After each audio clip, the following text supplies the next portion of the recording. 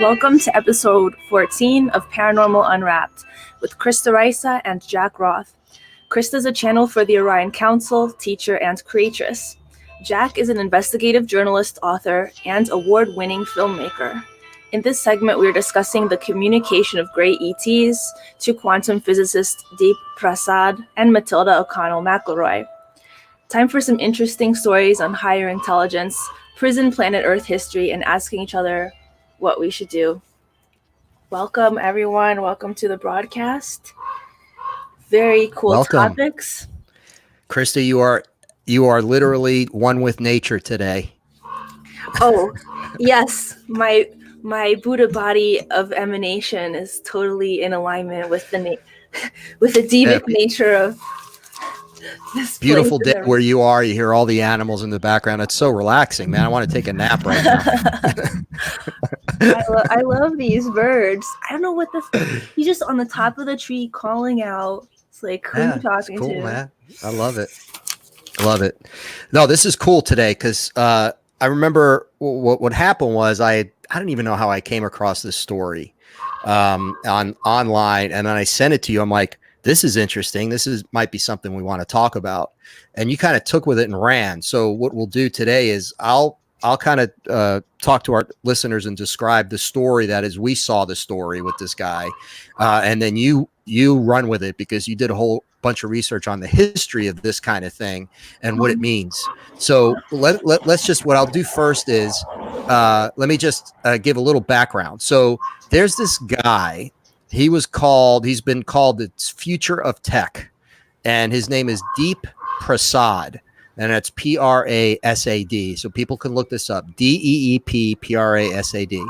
So anyway, they said this guy's been called the next Einstein. He's brilliant, 23 or 24 years old. He's the CEO of Reactive Q, which is this tech company that wants to create the world's first quantum computer.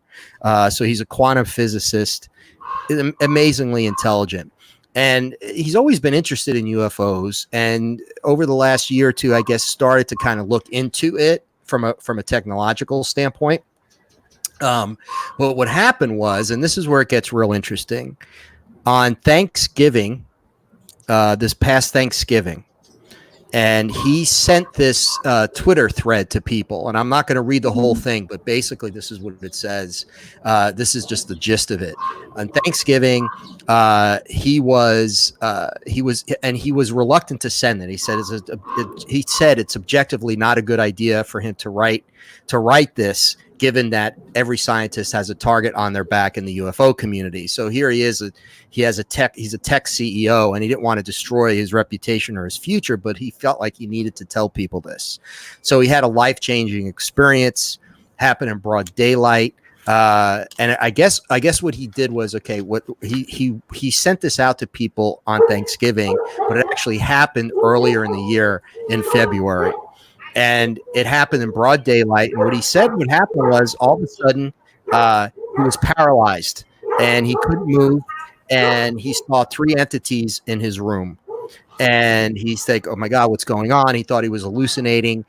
All of a sudden, these entities projected hundreds of thousands of sentences and paragraphs in a language.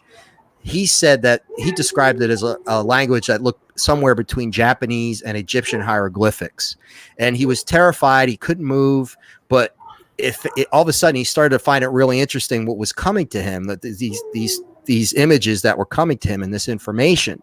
So even though he was scared, he started to focus. His mind was racing. He started to focus on these symbols. And eventually, it was almost like his emotions were being manipulated. But he said he couldn't understand or translate a lot of what he was seeing. But one word that kept coming up in English for him was DNA.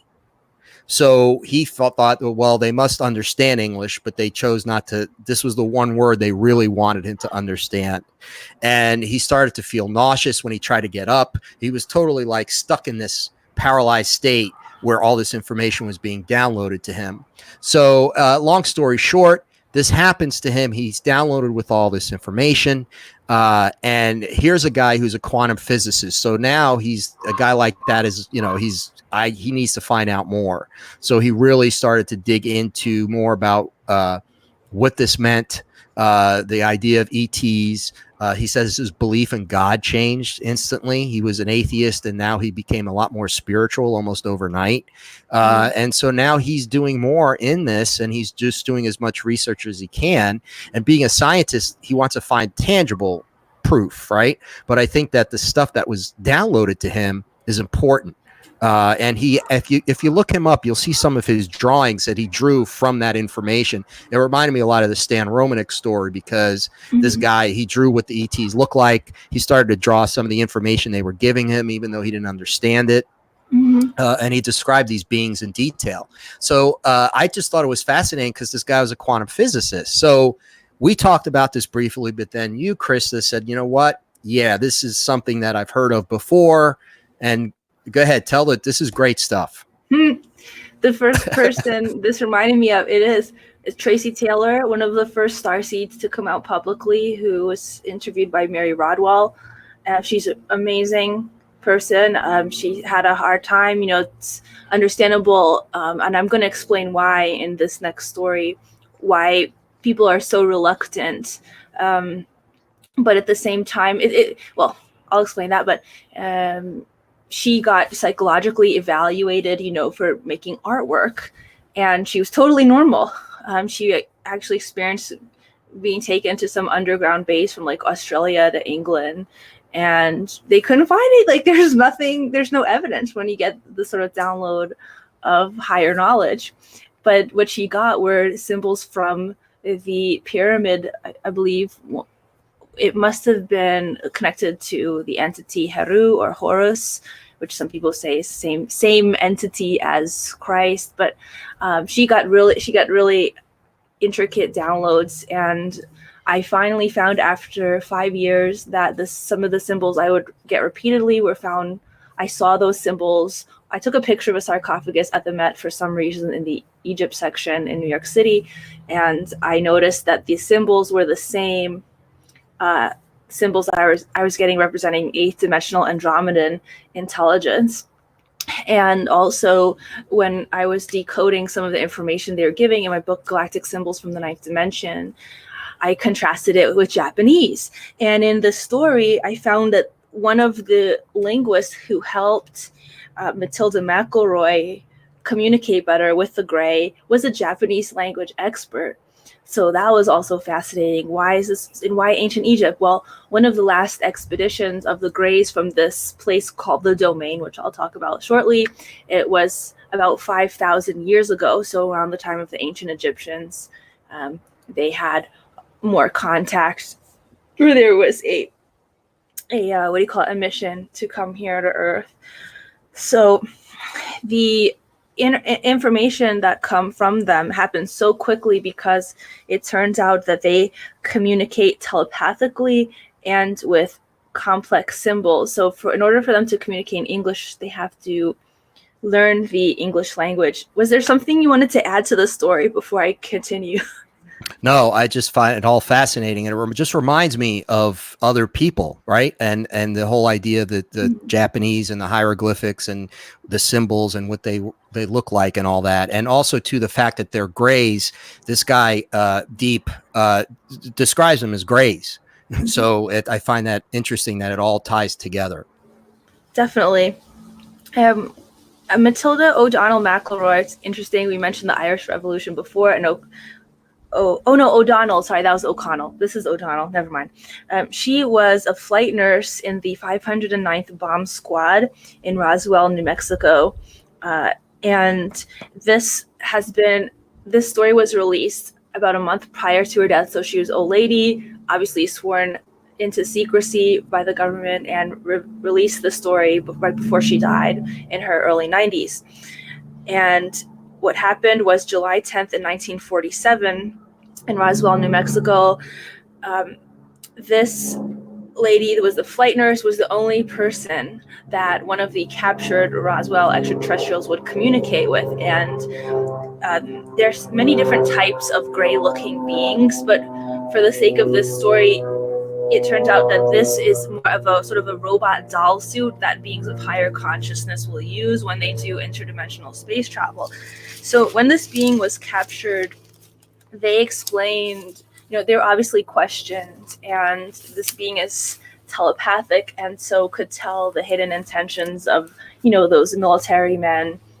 Some people were, having hidden agendas. She could tell some were frightened by it was a female presence.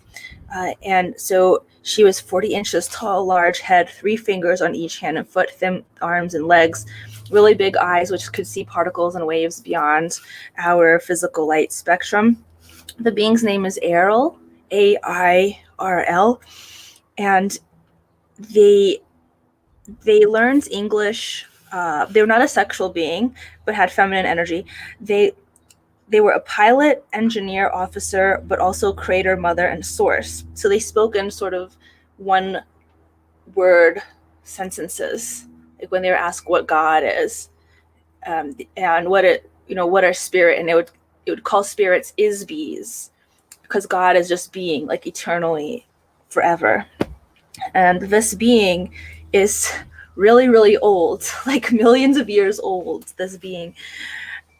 It's not a biological being, and people were worried about contamination. They said there are no germs in space. I found that interesting. The crash happened in Roswell because of an electrical discharge to the ship. So there's lightning that hit the ship and they lost control. They said they are not going to send their leaders here. The intention was to preserve and protect the property of the domain. So the domain exists. They have a space station in the asteroid belt, but Airl did not disclose the location of the domain, but they want to observe Earth, and they have known about Earth long before humans. The civilization is trillions of years old. Their communication felt like it was infinity when they're asked how old they are. Matilda had a hard time grasping the idea of God. So in between the communications, you'll get her writings, because it happened just a series of days before this being transitioned the body. And then she said to rescue her people would just take them minutes or hours to rescue. So they're clearly advanced. And the Japanese language specialist gave a bunch of children's books and basic grammar books to Airl, who studied them overnight and learned the English language in a day. Airl hadn't had intimate contact with Earth humans since 5,965 BCE.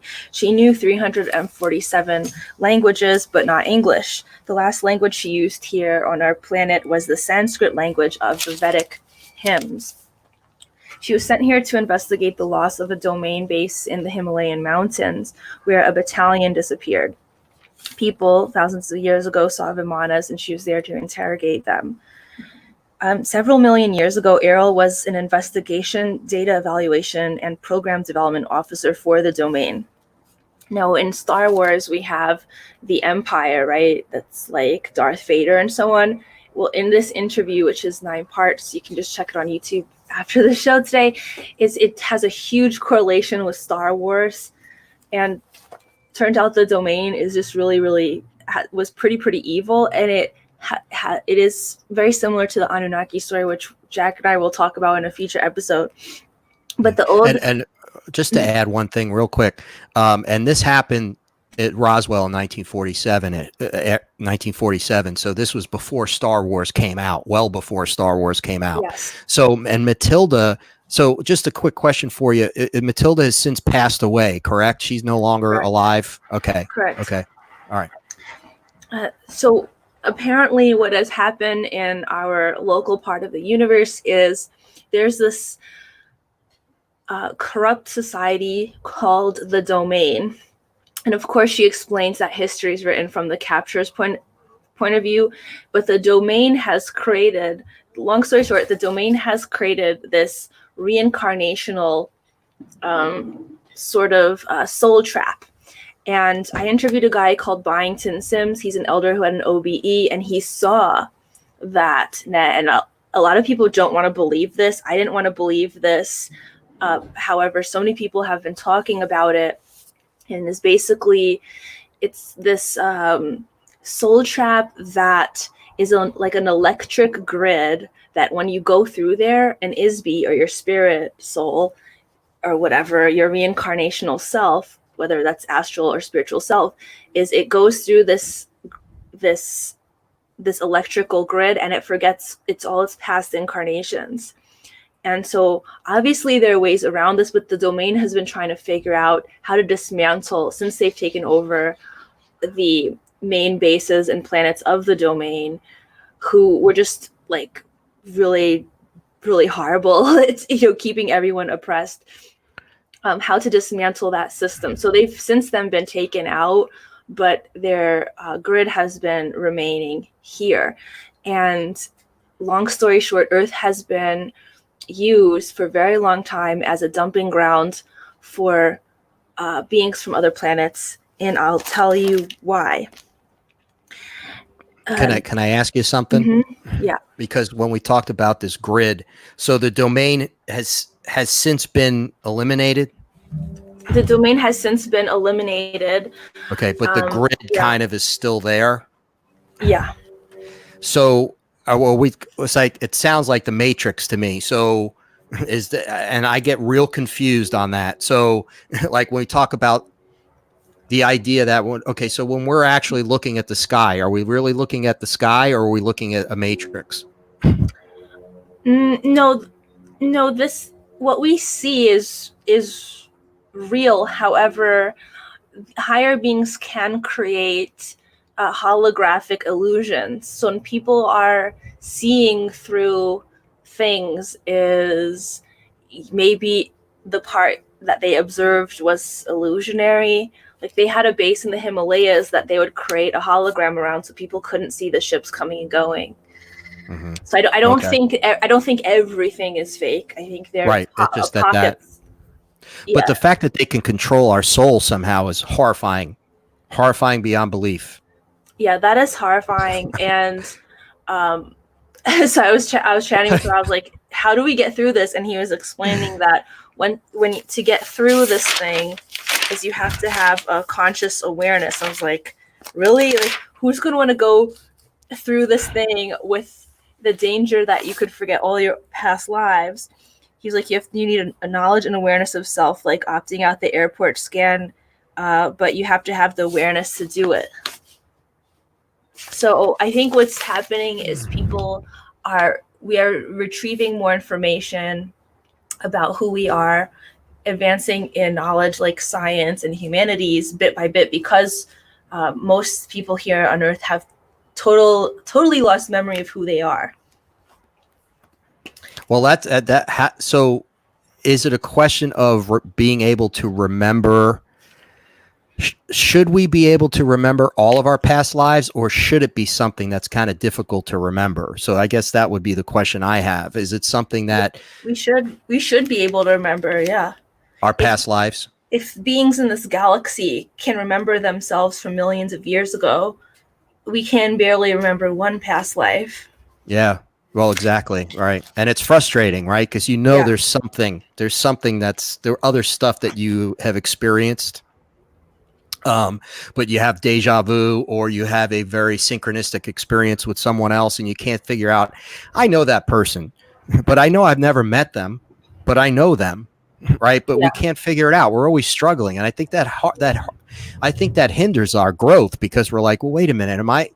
There's something that I should be more. I think intuition's key to this too, right? Don't you think? The fact that you need to follow your intuition more. Well, let me ask you this, Kristen. I know you have I don't want to get you off track with the story you're trying to tell, but there's so many questions that come up. So I guess the question would be, what you were just starting to answer is, can we fight this? Can we get past this, and how? And are there beings who are helping us on the good side of that? Definitely. Okay.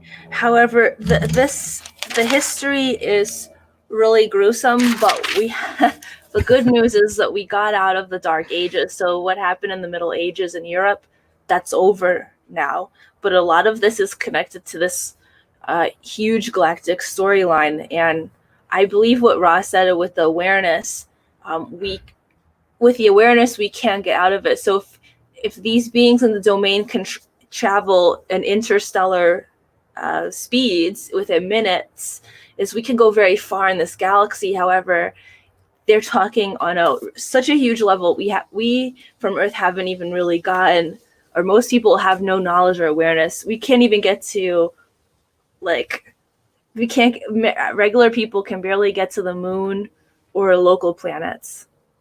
Right. So this is like so mind-blowing and so stressful, but that can mean leaps and leaps in evolution with the knowledge. I mean, what do you think? Right. And how the heck does a degraded, control system like the Sith in Star Wars, how do they set that up? And I think the part of the problem here is human nature. And I think that's one of the things that, not everyone, a lot of people that watch this and listen to this, they're enlightened, they're kind of progressive, they're free thinkers, they kind of have a good feel for spirituality one way or the other. So, but not everyone is like people like us, or in my case, an investigative journalist who has to find the answers to everything and always on a quest for knowledge.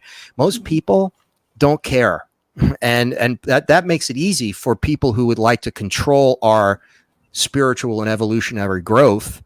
If human beings are prone to ego, they're prone to being sedentary and not caring, they're prone to selfishness and the base things, violence and very physical 3D stuff, then doesn't it make it easy for, if someone were higher intelligence and wanted to control us, that they would just be like, well, let human nature take its course, and it's going to take them forever. It's going to take a certain amount of time for them to get to a certain point in their evolution, And I look at, but that's what's interesting about someone like Deep Prasad getting this information. He's a quantum physicist.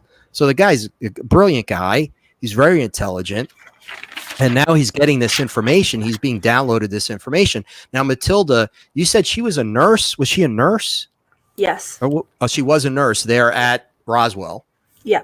Okay. So here was another, intelligent human being, and she was, for some reason, she was chosen, which, do we know why, or it was just because maybe she had the ability, telepathic, who knows?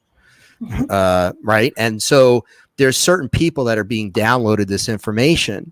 But what I ask is it that are we where we're supposed to be in our evolution, spiritual evolution, is this just part of it, or have we been held back so badly that this is why the Earth is such a disaster right now, that we really shouldn't be here? We should be here, but instead we're here because of dark forces or malevolent forces. I think it's from the communications of Errol, memories of Isbis or sentient beings on Earth have been erased. So there is a control system. As long as throughout time, Isbis conquer other Isbis and are often they're made into a slave race. So this has just happened for every couple million years, and the people get forced to perform menial manual work like mining minerals on heavy gravity planets such as Earth. So so the people who got dumped here were not supposedly the people who got dumped here from other planets and star systems were not controlled. It's like a planet of rebels. It's like, okay, yeah, right. It's like we're all dissidents. They're perverts here, criminals, but they're also free thinkers, artists, painters, engineers, managers, and a lot of the other planets is one humanoid species, she said. It's like one type. So there's a huge mix of cultures here. People from Aldebaran, people from Sirius, Draconis, Pleiades, all over the galaxy. And a lot of the right. So this is why this is such an unusual place. Right. Right. And it seems unusual, right? And I think that the benevolent beings, the star people, I would assume that beings in this Galactic Federation, like Errol or whatever the domain, whatever it's called, Orion Council calls it the Federation of Planets, is, I'm guessing they would want to team up with beings from Earth in order to combat these sorts of universal issues. However, let's say you are, so basically they're concerned with galactic planetary topics. Earth people are restricted and are basically unconscious here. So right. And we're concerned with sovereign nation kind of issues instead of galactic issues. But here's the problem, when you said that, it just hit me. It was very clear to me. They want to help, but if our leaders are sociopathic, egomaniac, greedy, war hungry, controlling people, themselves, human beings, then we're gonna have a problem. Who are they going to go to? Who are they going to talk to? So they try to talk to other people, right? Whether through they download and you channel through people like you, and they give information to people like Deep Prasad or Matilda or whatever. But if our leaders don't get on board, then there's not much that's going to happen. That's the way I look at it. If there's that ugly part of human nature that controls humanity, until we get past that, right? Even if it's 5-6% of the population of humanity is this sociopathic kind of power hungry, and they tend to be the ones who are in power. And until we get rid of that, until we stop that, until we change the cycle of that, then there's nothing. There's not going to be much we can do, at least in my opinion.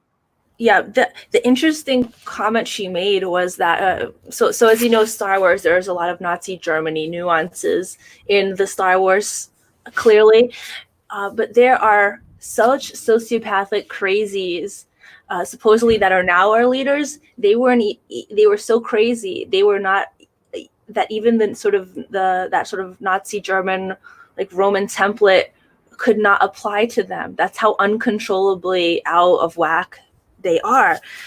And so I guess the question that you're asking is like, what we have to know is how do they get in power, and what does that even mean, right? Like what power do you really have here? Right. And are there beings who have figured this out? Are there beings who have gotten through the net? Are there teachers? And like, if you get through the net, can you come back and help? Do they want to come back and help? Have they gone into another universe already? And how far does this control net extend exactly? These are informations I think we can get, but there's so many other ways we could also focus regarding. But I've just met time and time again people telling me they feel trapped here. They feel trapped on Earth, and I didn't want to believe that. I didn't want to believe that this was a bad place. I wanted to believe that our souls decided, like, we are free, But then here's this gray ET saying all this stuff. Can we, what is your truth, and what is actual fact? Right. And I have to believe that our spirits, our essence can overcome anything. That's what I believe. And I believe that love and kindness, I know this sounds trite, but it's true. That will trump aggressiveness and all that other bad stuff that we've been exposed to as human beings by our leaders. And I'll answer the question for you: why these people? Why it's the sociopaths, narcissists, and what have you that wind up becoming our presidents and leaders of other countries and leadership in very powerful positions? Because they're the ones who are so aggressive that they feel the need for that power, right? Most of us who enjoy life, and we it's enjoying the beautiful day you're enjoying now in Sedona. It's beautiful, man. The earth is beautiful. It's a beautiful place, right? And so we understand that idea of connection and love and understanding and connecting with other human beings. That's all we care about. I'm not out to rule the world, but you have to be a sociopath to want to rule the world. Who would want to do that? Because of the things you have to do. You have to kill people. You have to imprison people. You have to abuse people. You know, you have to break laws constantly. We've seen this in our country, in other countries, certainly, but in our country too. You know, for a long time now, it has not been good. So I think that's the answer to that is we have these people who shouldn't be our leaders, who are our leaders. So if we're going to break out of this matrix, if we're going to break out of this grid, we need to change that here first. I think we need to change that dynamic. And once we change that dynamic, then I think we're all going to all of a sudden be able to see that more clearly. We're all going to be like Deep and Matilda and people like you who can communicate and channel and understand and with these higher level beings who are malevolent and good-hearted and loving, right? And are more evolved, right? We're Neanderthals. We are Neanderthals. I can safely say that the behavior of our governments are Neanderthalic. I don't even know if that's a word, but I'm going to use it. Neanderthalic, Cro-Magnotic. Okay. because they're not evolved. It's base ugliness. And we've been dealing with this now. How long do we have to be subjected to this before collectively we change that paradigm? Well, the domain tried. So it's called. Oh wait, no. That was it. Where does it go? Okay, so the domain started setting up bases on Earth, including one near Pakistan and Afghanistan with 3,000 members. And they were conquering planets of the Big Dipper about 10,000 years ago. So they were taking out these horrible people who were cannibalistic, who had tax-paying, obedient society that were, how did they describe them as? It was just really degraded slaves, mindless, filthy, and they were totalitarian. So the old empire was totalitarian, and domain is more egalitarian, like Finland. And egalitarian means all people are equal. Esprit de corps means honoring of the group. So these ideals we're talking about here is like we're all equal, and this is exactly what Errol's teaching is that no matter what your status is in society, is everyone is equal. Kindness fosters kindness, and cruelty begets cruelty. So people, spirit communicators from the afterlife, have been communicating this, and this is what I've been researching is what it like. I just have this feeling of, why am I here? What is the point in coming back to this planet? Like, why do people go into the astral plane and come back, And the spirit guy says, which I'll be making a video soon on my YouTube, is that there's this thing called the law of rhythm, and it's kind of like a wave where souls go into the next dimension, and then something kind of magnetically draws them back to Earth to reincarnate. And Byington Sims said he saw this kind of neon light, and there's this hallway and lots of doors, and behind the doors he saw in his OBE, which is what Errol ignited in to show her that we're eternal beings. She said, have perception outside your body. Matilda had an OBE.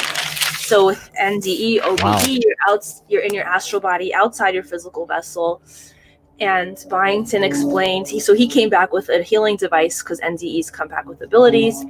And he said behind this one door was grays and a council of elders. And he's like, you don't need to go there. You don't need to go to them and get reassigned and to reincarnate back here. So if you have, basically my understanding of what he said is, if you have awareness, you can opt out, like at the airport, you can opt out about coming here and you can go into the cosmos. So when people talk about the sky is fake and there's actually a honeycomb, as you can with your consciousness go through the honeycomb. But the Anunnaki story has been since 300,000 years ago, because Errol explained that the other planetary star people came from these local systems and around our great central sun. They came here and mixed with the Atlantean Lemurians 400,000 years ago. So the Anunnaki from Nibiru came about 300,000 years ago, and they controlled the stuff here. they became the now it's like Rockefellers and Rothschilds. No offense, I don't know if you're related, but No, I know, no. I know of a Rothschild who is wanting to fix stuff. Like he's like politically active and a good guy. So people are waking up. The family line has been bad, but if people like him can, that's the key, because these family bloodlines and the things that they've done in their genetic, almost like that DNA kind of, that's the I call it residual imprint of the horrible things that these people have done over generations. It's imprinted in the family DNA and in the genetics of the family bloodline almost. I mean, that's for another conversation. It's getting revealed. I mean, I know this was like the week from hell as far as bad news was concerned with the wildfire and everything. And Justin Bieber just came out about the corruption in the music industry, explaining what like the horrific crimes against humanity that separate millionaires from billionaires. It's totally disgusting. But this is the information age. We have to know the truth. Right. That's it. And I give him credit for coming out, because they'll kill you. They won't mess around, these people.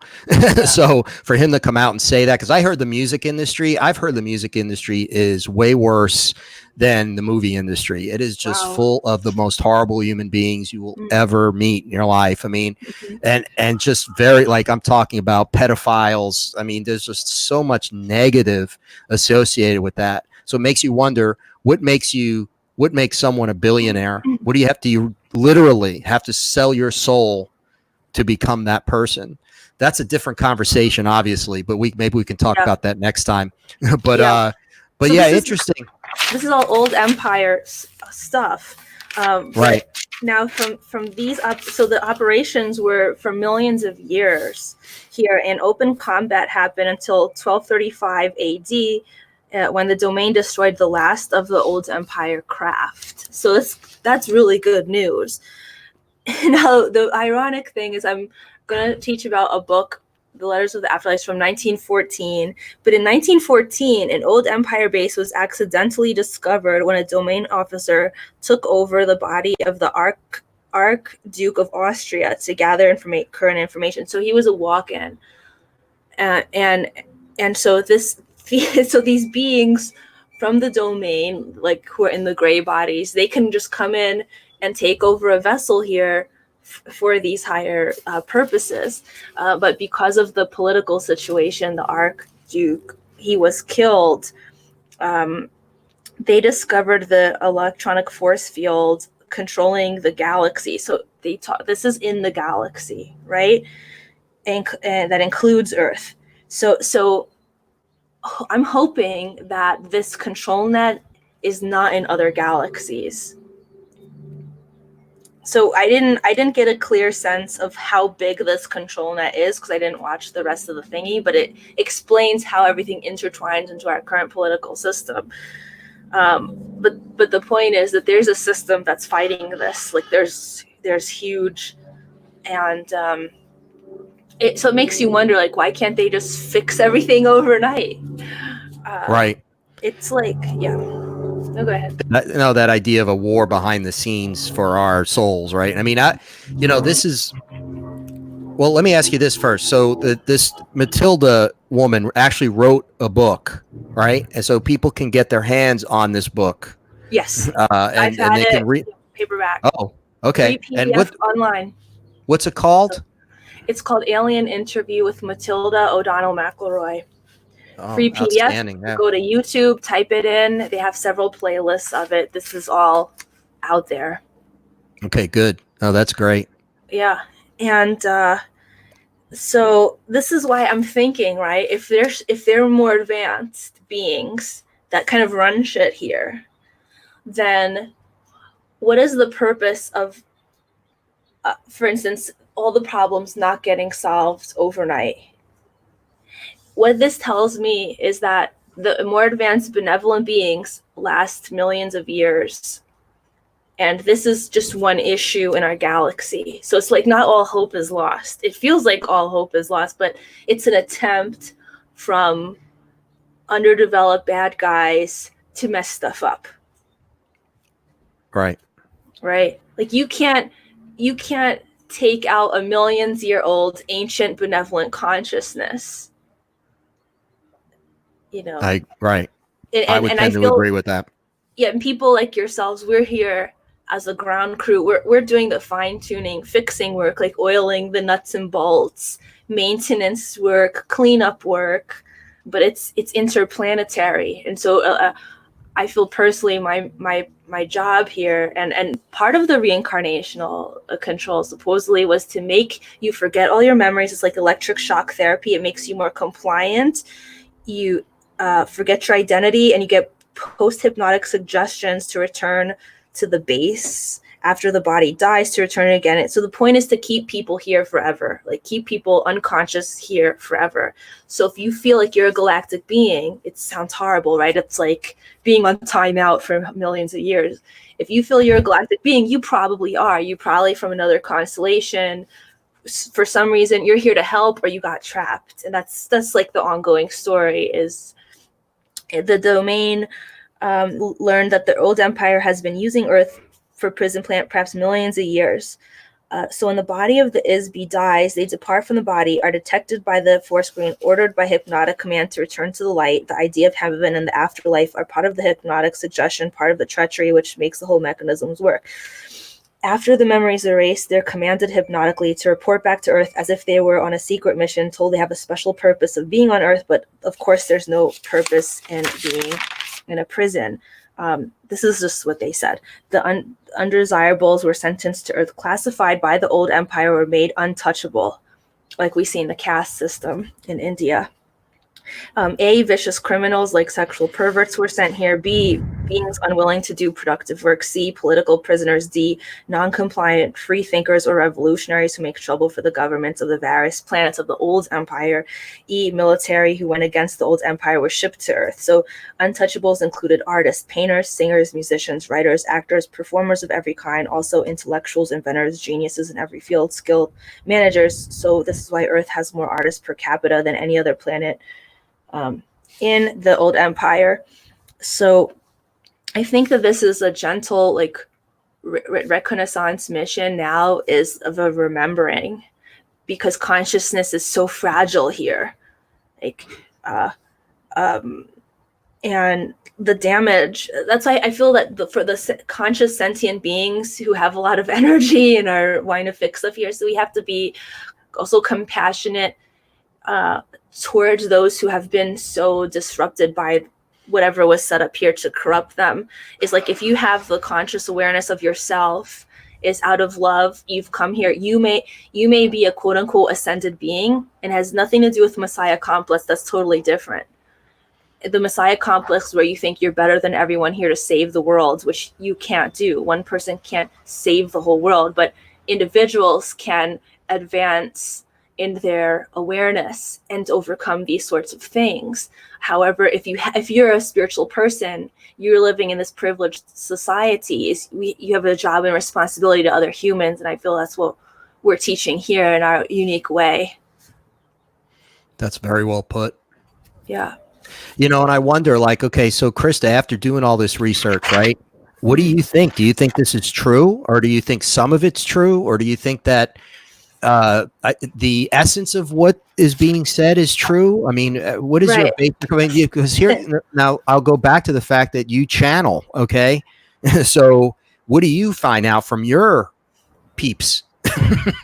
Yeah, the first quote that comes to mind from the council is that ascension is multidimensional.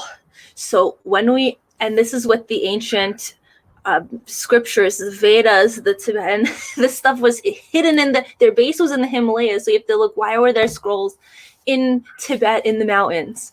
This was knowledge, right? So, okay, so what I believe is that our consciousness composes of multiple bodies. And I've been trying to understand the extraterrestrial component, because people say that we have a main body that we use that reincarnates. Like, if you reincarnate over and over again, you might have a favorite type of body that you use to experience consciousness here. So my channelings were in alignment to what Ariel said regarding creation of physicality. Physicality was created after beings experience a sort of spiritual magic. So they were playing with ideas of physicality quadrillions of years ago. And then they started to create that the creator beings created actual physicality. And this, right? And so, okay, so just like wrap your head around that. Like, wrap your head around that with consciousness. That the teaching of Ariel is that we are eternal beings. So there's a part of you that is always one with God, creator, and that's everything. So when people experience oneness, which I have, is you are me and I am you. So we're having this multidimensional simultaneous experience of being separate, but also being one at the same time. Okay. Well, that's what Deep Prasad said. He felt this feeling of oneness that he's never felt before in his life. So when he had this experience, he said, I felt a oneness that made me feel so safe and so great that even now, after this happened, it's not gone away. It's not dissipated. He said he can't fear anxiety. He doesn't feel anxiety anymore over being alone or separate in any way. He feels this oneness is so strong in him now. And you're talking about, this guy's a scientist, so he doesn't believe, it was hard for him to believe any of this because there's no tangible evidence. I mean, except maybe the stuff he wrote down that could be looked at and said, well, this is this symbol, that's that symbol. But other than that, this was all stuff that was pretty spiritual. It was a spiritual experience. And this is why this article was so amazing that you found this. I wonder, how are you guided to this article? Because Ariel explained that when people are given little remnants, like little symbols, pictures of spacecraft, little things to ignite your memory, in the past, those were hidden from us. Those were destroyed so that we wouldn't remember. And it sounds like he's in this process of remembering who he is. And this is how we can get out of getting trapped into this sort of horrible existence that people are living. So obviously once you have had that experience, you're not going to want to corrupt others. Right. Exactly. And once you become advanced, are you going to help those people who have been corrupted? What are you going to do? Are you just going to leave? Maybe there's an option to just go out of this galaxy and mind your own business. Right. Fascinating. Food for thought, man. This is deep stuff. It really is. Yeah, totally. And it's just, but there's something to it. I'll always end every show. I will always say with certainty, with a good amount of certainty, that there's something to all of this. We might not have the exact answers, but there's stuff happening that happens for a reason. And what I say is, when all else fails, just take a look at human nature and start asking basic questions about who we are and why we are the way we are.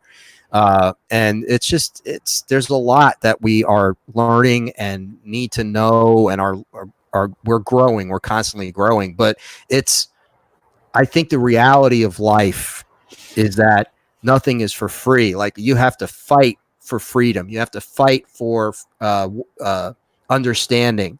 And I think that there are always going to be darker forces that don't want that. They want to control.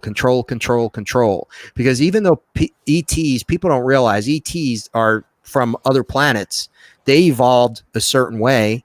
That doesn't mean because they're older or more evolved technologically that they're necessarily more evolved spiritually, or more evolved even morally, because morally they might be depraved, but they might have a ton of power, and that's a bad combination.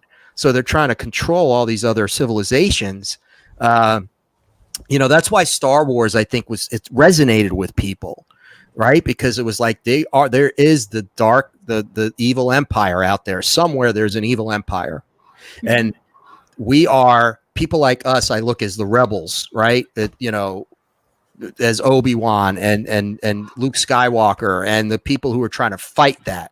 They're going to try to fight for freedom and goodness.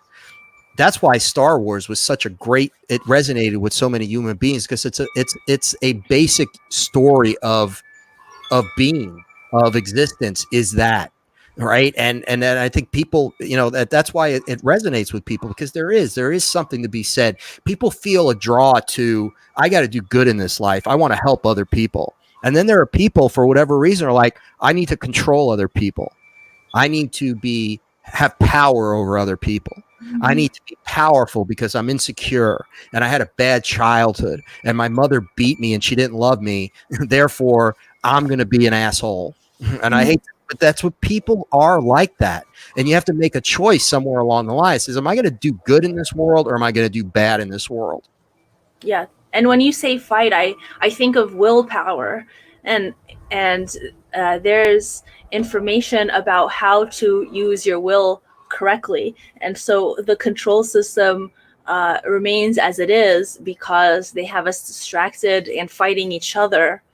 And so preventing communications with one another and sending us, non-important things to focus on. So when you look at, for instance, a YouTube video with a couple million views, there are programmers that can organically make empty accounts follow. Now the systems are getting more intelligent, but in the past, with things like regular TV, it was regular TV programming. Is there people behind that who are broadcasting these ideals and lyrics? And so this is just why I like to go back to nature, because nature here, it's a whole other discussion. I think we got to do another show. We got to do a ton of shows. There's 3 or 4 other shows from this show that we need to do.